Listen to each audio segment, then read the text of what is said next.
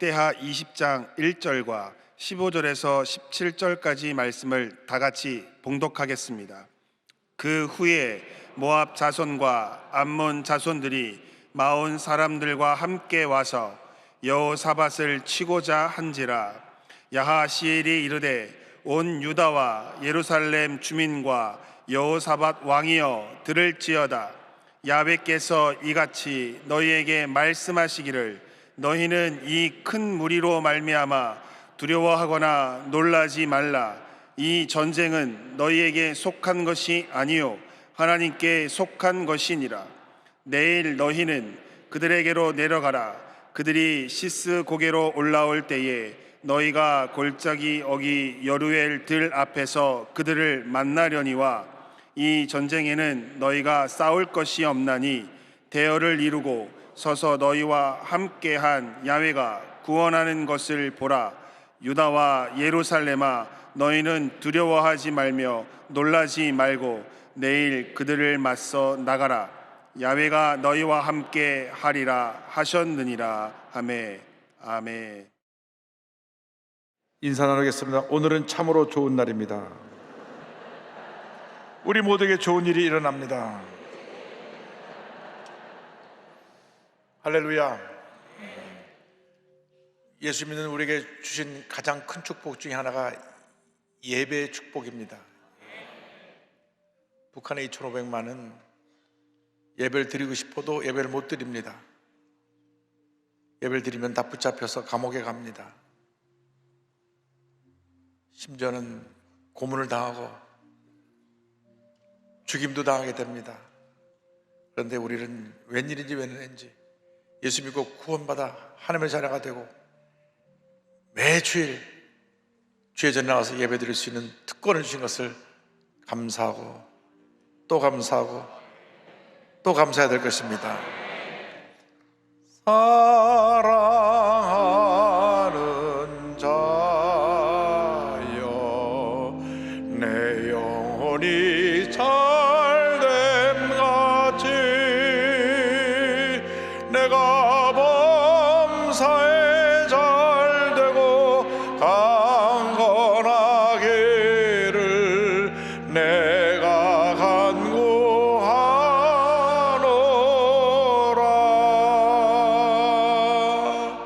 아멘. 요한 3서 2절의 고백이 여러분 삶 속에 큰 은혜와 축복으로 다오게 되를 주님의 이름으로 축원합니다.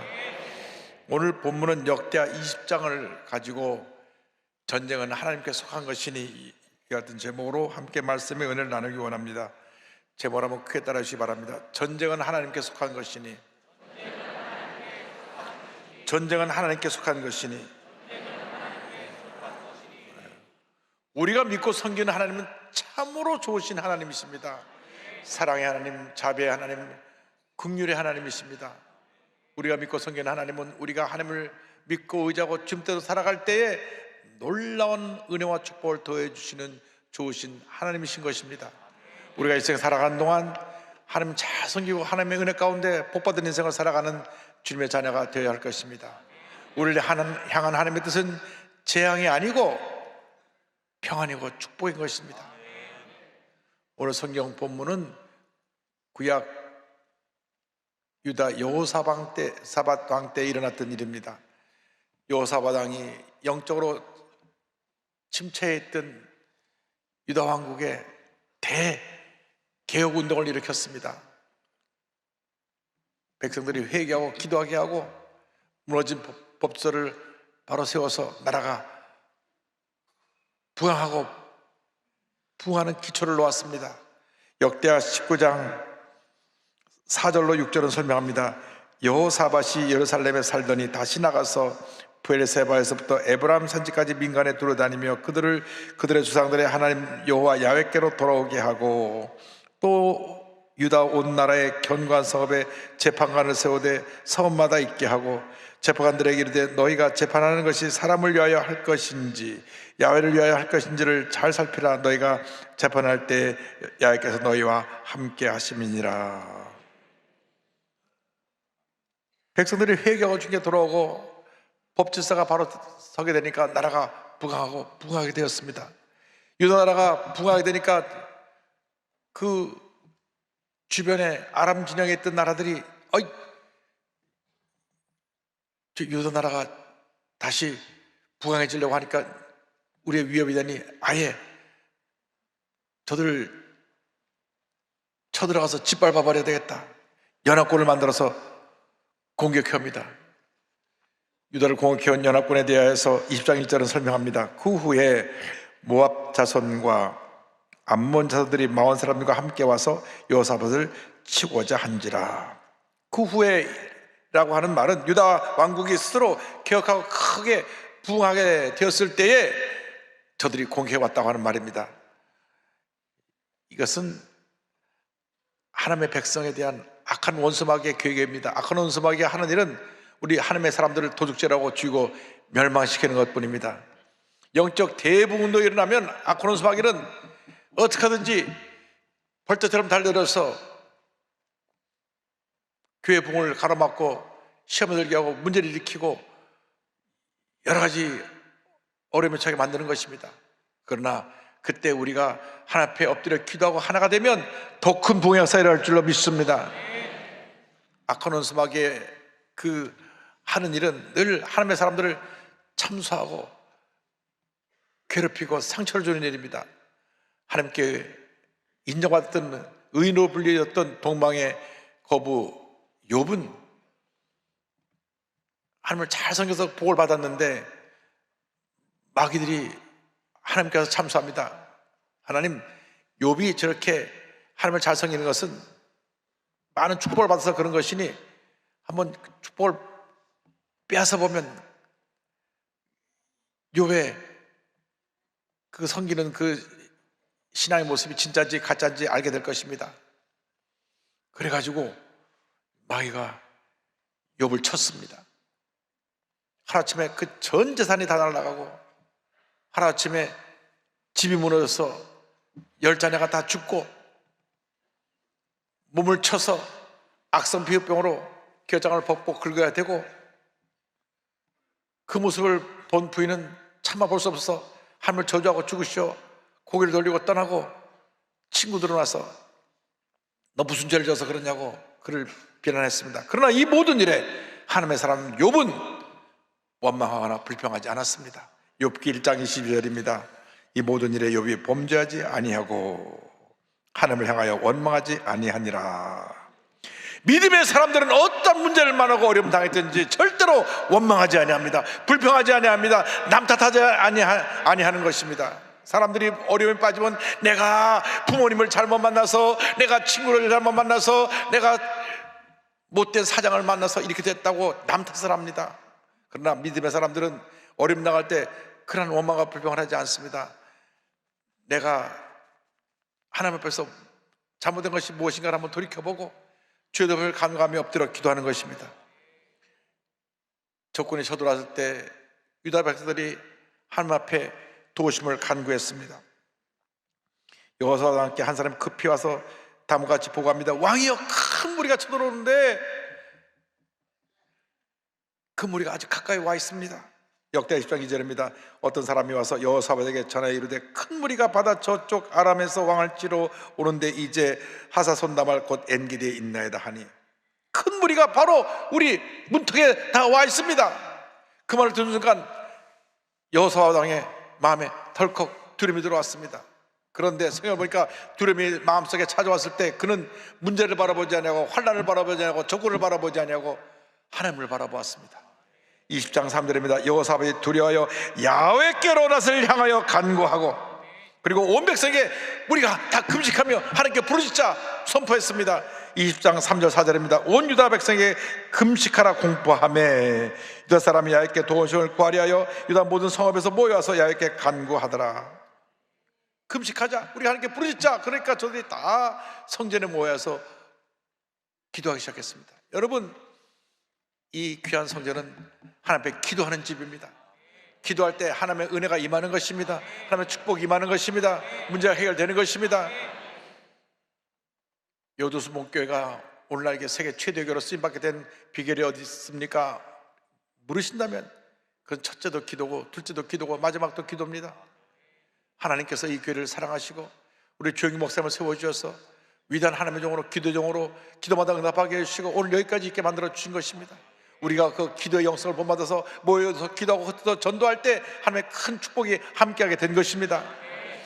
저들이 함께 모여서 기도할 때 여호사밧이 그들 앞에서 하나님께 간구합니다. 20장 5절 6절 12절입니다. 여호사밧이 야훼의 전 셋들 앞에서 유다와 예루살렘의 회중 가운데 서서 이르되 우리 조상들의 하나님 야훼여 주는 하늘에서 하나님이 아니시니까 이방 사람들의 모든 나라를 다스리지 아니하시나이까? 주의 손에 권세와 능력이 있사오니 능히 주와 맞설 사람이 없나이다. 우리 하나님이여 그들을 징벌하지 아니하시나이까? 우리를 치러오는 이 큰 무리를 우리가 대적할 능력이 없고 어떻게 할 줄도 알지 못하고 오직 주만 바라보나이다 하고, 오직 주만 바라보나이다, 오직 주만 바라보나이다. 바로 이것이 문제의 해결의 길인 것입니다. 오직 주만 바라보나이다. 여러분, 문제를 바라보고 환경을 바라보고 내 자신을 바라보면 절망할 수밖에 없습니다. 하나님을 부르짖어 기도해야 됩니다.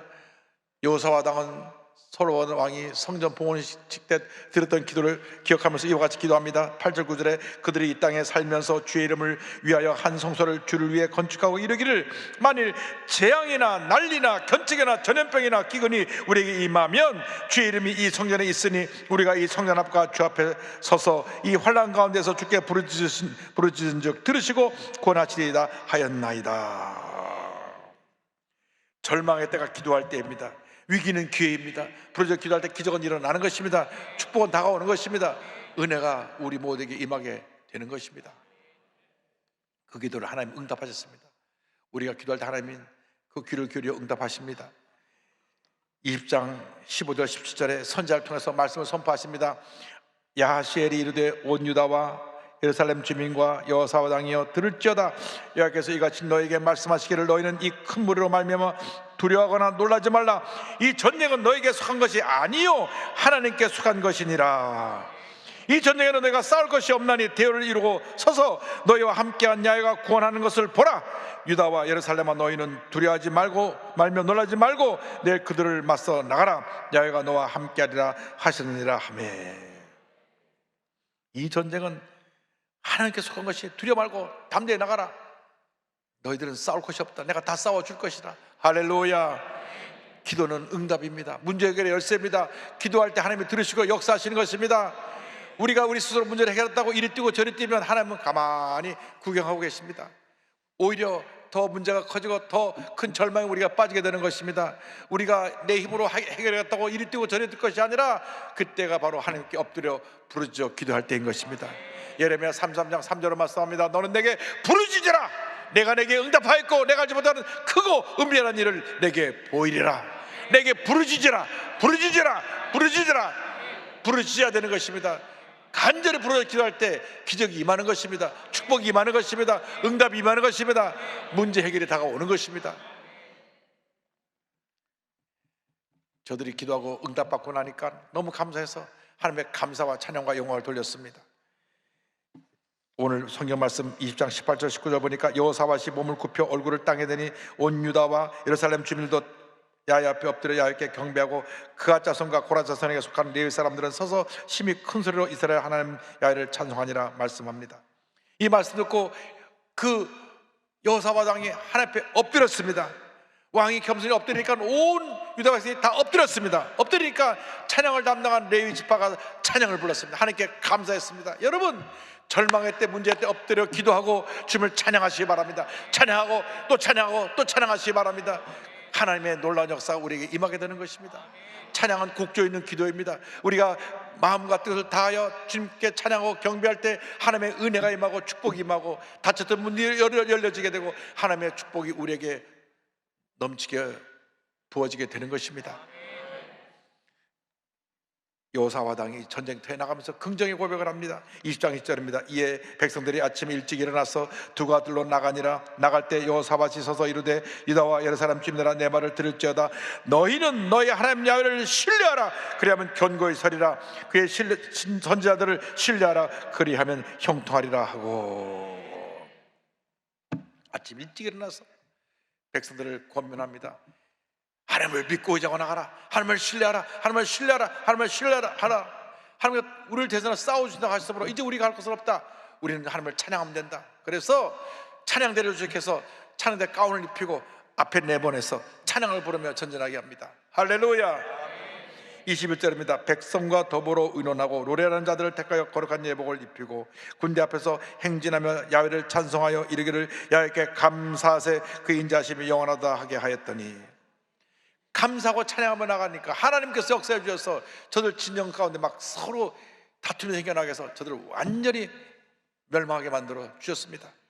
22절 23절입니다. 그 노래와 찬송이 시작될 때에 야훼께서 복병을 도 유다를 치러 온 암몬 자손과 모압과 세일산 주민들을 치게 하심으로 그들이 패했으니 곧 암몬과 모압 자손이 일어나 세일산 주민들을 쳐서 진멸하고 세일 주민들을 멸한 후에는 그들이 서로 쳐 죽였더라.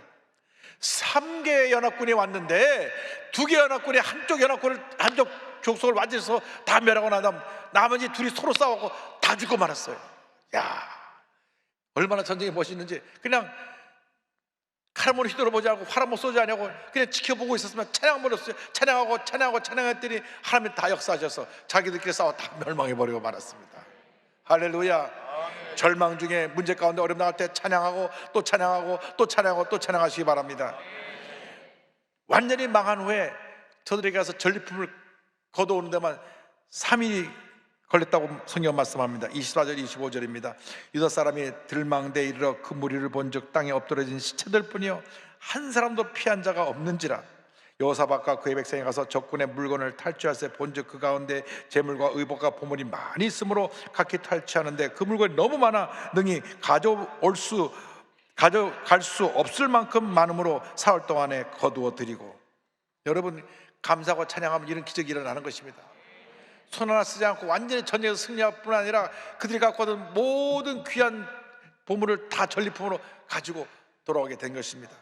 여러분, 일생을 사는 동안 문제가 다가옵니다. 어려움이 다가옵니다. 환난이 다가오고 고통이 다가오고 괴로움이 다가오고 질병이 찾아옵니다. 이것은 하나님 앞에서 우리를 더 잘되게 만들어 주기 위해서 축복의 통로로 허락하신 것입니다. 환난은 축복의 전주곡인 것입니다. 우리에게 어려움 다가왔을 때 낙심하고 물러서지 말고 감사하고 찬양하고 맞서서 나가면 반드시 승리가 우리에게 다가오게 될 것입니다. 개그맨으로 한때 잘 나가다 돈까지 많이 벌었다가 하나님이 치셔서 하나님 앞에 회개하고 돌아 목사가 된 최형만이라는 분을 소개하기 원합니다. 이분은 1987년 KBS 개그 콘테스트에서 뽑혀서 개그맨으로 데뷔한 후에 1991년 SBS로 자리를 옮긴 후 그가 많은 방송에 출연하고 CF도 많이 찍어서 돈을 많이 벌 때는 하루에 수입이 5천만 원 됐다고 말합니다. 그가 개그맨으로 활동하면서 부와 명성을 얻었지만 항상 한쪽 마음구석에서는 내가 과연 이 길이 내가 갈 길인가 하는 의구심이 있었습니다. 왜냐하면 그 아버님이 가난한 개척교회 목사님이셨어요. 어머니 기도 속에 자라났는데 자기는 어릴 때부터 자라나면서 내가 앞으로 어른 되면 아버지처럼 살리라 이런 생각을 했었습니다. 그런데 한참 세상에 잘 나가다 보니까 까맣게 잊어버리고 그냥 세상의 인기 명예에 취해 살다가 그 다음부터 시련이 다가오는데 하나님께서 한번 사랑하는 사람을 시련으로 다스리시면 아주 강하게 다스리십니다. 1997년에 IMF 사태가 오고 나서 방송 프로그램이 폐지되고 CF를 찍었는데 회사가 망해서 돈을 받을 수가 없게 됐어요. 설상가상으로 모든 수입을 관리하던 어머니가 아는 친척에게 돈을 맡겼다가 다 사기를 당해버렸습니다. 스크린 골프 사업에 투자했다 또 큰 돈을 잃었습니다. 미국에 이민 가서 새롭게 시작해보려고 그때 많은 돈을 갖다가 미국에 송금했는데 하루아침에 그 돈이 다 날아가 버렸어요. 또 사기를 당한 것입니다. 대기업 협력업체란 말 듣고 투자를 했다가 빚 때문에 올라앉게도 되고 사기를 당해서 현재 목동 아파트 시세로 3채 정도 되는 돈을 한꺼번에 날렸습니다. 그가 불면증과 우울증에 걸려서 정말 힘들고 어려운 시간을 보냈습니다. 만사가 짜증이 나고 부정적인 사람이 되고 가정 결혼 생활은 평탄치가 않았습니다. 그런데 그런 절망의 자리에서 그가 헤매고 있을 때 그의 삶을 뒤흔들어놓은 사건이 벌어졌습니다. 어머니가 파킨슨병으로 앓고 계시다가 돌아가신 것입니다.